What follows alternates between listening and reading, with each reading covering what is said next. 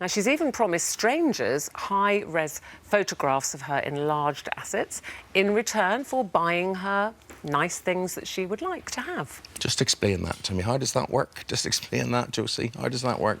If I buy you a bucket and spade or whatever it is, or a mop or whatever... And I dig my own grave. Yes, well, what? It's OK, you go along, you buy your washing machine, you send me a picture of you topless.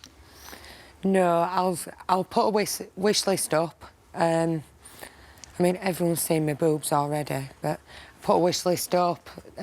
Someone will inbox me and say, I've bought you this off your wish list, and then I'll just send them like a high-res topless picture. But Eamonn was saying, you know, a mop and bucket, but we're talking expensive stuff here. What's on your wish list? To give us the examples of what's luxury items, so to speak. Things like a ridiculously expensive fish tank. There's anything from curling ones up to Apple MacBooks.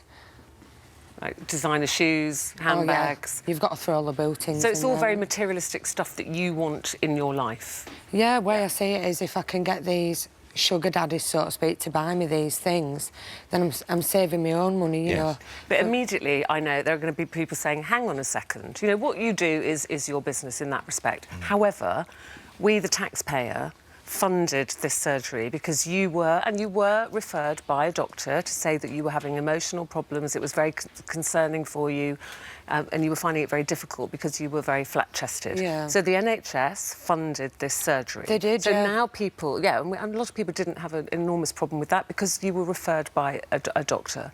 But now people might be looking at this going, hang on a second, that's not why we funded this surgery, for you then to post topless pictures and get people to buy you things on the strength of looking at these breasts that we've all paid for. Well, I grew up without any breasts, and for me, to get my boobs out and things like that, you know, for everyone to see, I feel empowered.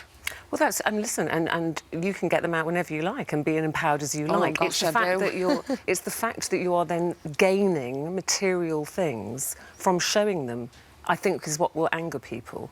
Well, don't you be getting angry, darling. No, Alison... Can you not see that would be a point... I think will be a lot of points of view. There's a lot of point of view. Right, What about your children, Josie? Well, I see where everyone's coming from, you know. They are getting older and they will read things, you know. Series easily accessible. But I do have quite a large book at home, and it is the truth behind these. But what example do you think you're setting to your children of how you earn a living?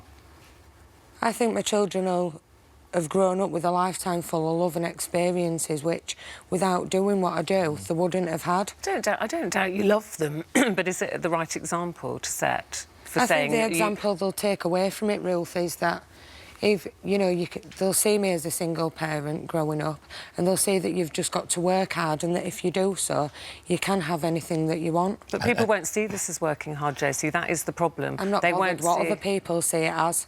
But what they're saying is, should you not feel bothered or have some responsibility that people watching this paid for your surgery, of which you are now, because you've got your new breasts, you're earning money from it, which is not why they initially... Is it not better that I had my breasts and I've made, you know, some kind of career or income from the surgery rather than sit on benefits like... Yeah, and if one of your children were in that position and they did what you're doing now, would you think that's OK? If they put themselves out into the media. As long as they were comfortable and happy, I'd always support them in anything that they did. So you believe, Josie, you're setting them up for life?